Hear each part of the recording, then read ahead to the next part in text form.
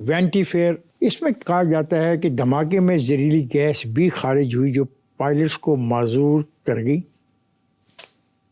جبکہ اسلم ڈیگ اپنی کتاب اقتدار کی مجبوریوں میں لکھتے ہیں کہ دوسرے دن میں نے جنرل شفیق سے تفصیل سے بات کی، پوسٹ مارٹم رپورٹ کے متعلق پوچھا تو انہوں نے کہا کہ CAMH سے رپورٹ کا انتظار ہے۔ چند دنوں بعد رپورٹ ملی تو اس میں کسی قسم کے کیمیکل کی نشاندہی نہیں کی گئی تھی۔ یہ دونوں میں تضاد کیوں ہے؟ بہت تضاد ہے اس میں۔ کیوں؟ Why I am asking you. کیونکہ پوسٹ مارٹم ہونے ہی نہیں دیا، پوسٹ مارٹم رکوا دیا گیا۔ پوسٹ مارٹم رکوانے کے بعد جو آفیسرز تعینات تھے ان کو کسی کو ہنگو، کسی کو ٹل، کسی کو کوہاٹ بھجوا دیا گیا۔ انہوں نے خود ہم سے رابطہ کیا پھر ان افسروں نے، ڈاکٹر جو تھے، کہ کیونکہ ہم یہ کر رہے تھے۔ لیکن سوال ہے یہ حکم کس نے جاری کیا کہ پوسٹ مارٹم نہ کرو؟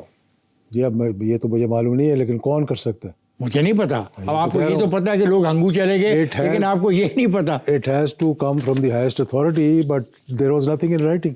دیکھیں نا، اگر رائٹنگ میں ہوتا پھر تو ہم کہہ سکتے تھے، وہ تو ایک فون کال کرنا تھا نا کہ رکوا دو اس کو۔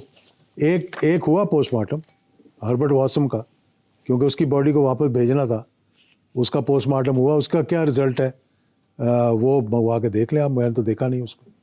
آپ نے کیوں نہیں دیکھا؟ میرے تک میرا ایکسیس ہی نہیں تھا وہاں تک۔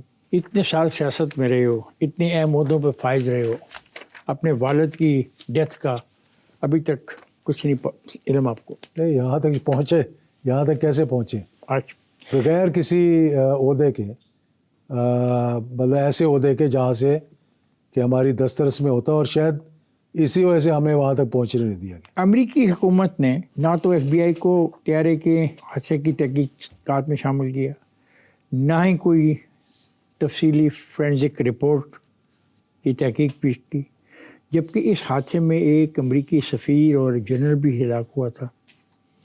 اب یہ سوال پیدا ہوتا ہے کہ یہ جو وہ کلڈ ضیاء ہے بائی باربرا، اس میں یہ سوال اٹھائے گئے، اس کا کیا جواب آج تک آپ کو ملا؟ اس کا جواب یہ ملا کہ ہم نے بڑی کھپ ڈالی اس پہ کہ FBI کیوں نہیں آئی۔ ہم نے جا کر امریکہ میں کوئی تقریباً 40 کانگریس مین سینیٹرز کو ملے۔ ہم ہنری کسنجر کو میں ملا۔ آپ ہنری کسنجر کو ملے؟ میں ملا، اور نیو یارک آیا مجھے ملنے کے لیے خاص، تعلق ہوگا جنرل صاحب کے ساتھ اس کا۔ میں نے میٹنگ ریکویسٹ کی تھی، اور اس نے بھی یہی کہا کہ یور فادر واز کلڈ۔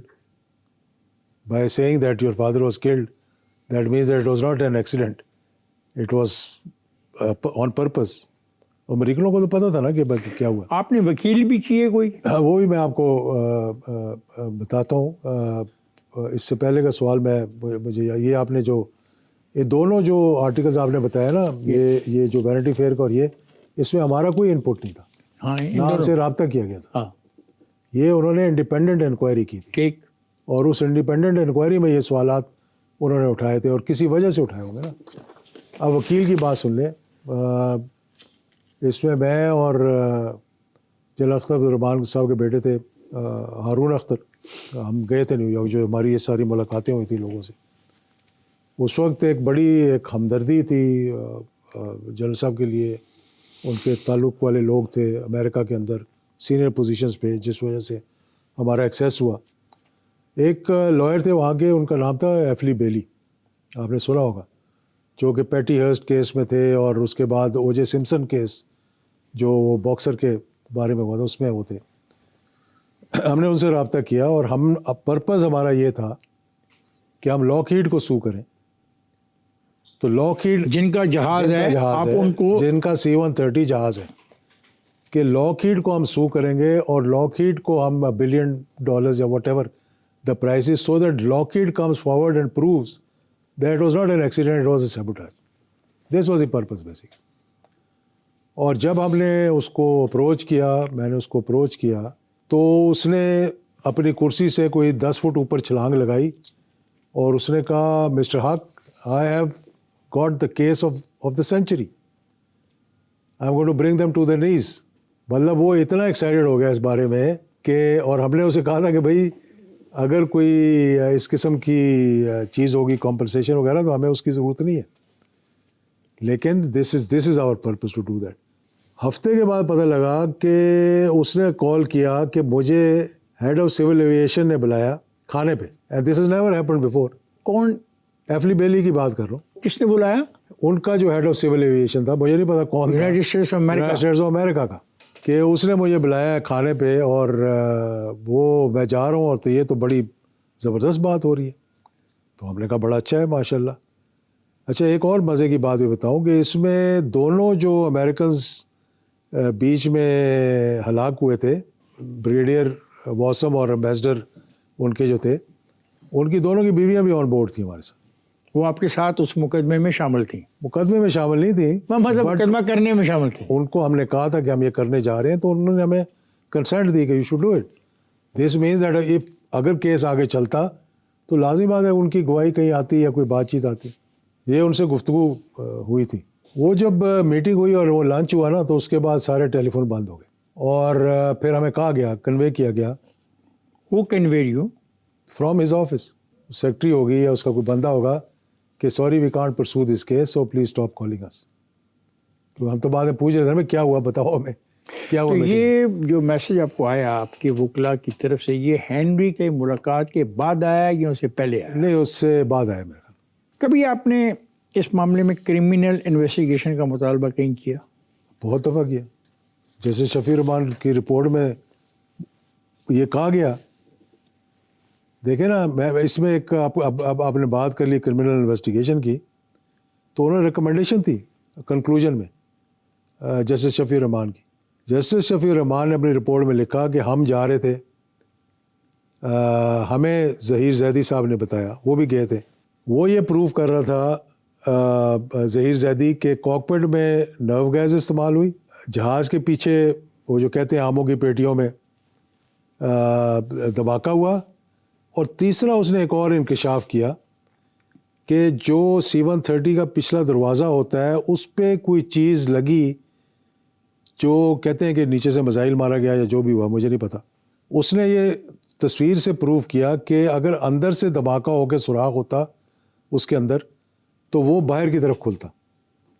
یہ جو سوراخ ہوا تھا اس کے C-130 کے پچھلے دروازے میں, جو آپ نے دیکھا ہوگا بہت بڑا ہوتا ہے, اس کے اندر ٹینک بھی چڑھ جاتا ہے اس کے اوپر, وہ باہر سے اندر کی طرف تھا. یہ انہوں نے ظہیر زیدی صاحب نے انکشاف کیا. اچھا اب اگلی اہم بات سنیں. جسٹس شفیع رحمان کی ٹیم نے کہا کہ یہ کہاں پڑا ہوا ہے, انہوں نے کہا یہ ملتان کے ہینگر میں پڑا ہوا ہے. انہوں نے کہا we would like to visit and see the site. تو 48 گھنٹے کا انہوں نے ٹائم دیا, ان کو تیاری کرو, ہم آ رہے ہیں. اور جب جانے کی تیاری, انہوں نے کہا وہ تو ہے ہی نہیں یہاں پہ, جہاز ہی نہیں ہے. جہاز ہی نہیں, وہ مطلب جو اس کے ٹکڑے تھے وہ وہاں سے غائب ہو گئے ہیں, اور بعد میں یہاں سنا ہے کہیں وہ اسکریپ میں بیچ دیے گئے تھے, یہ سنا ہے میں نے.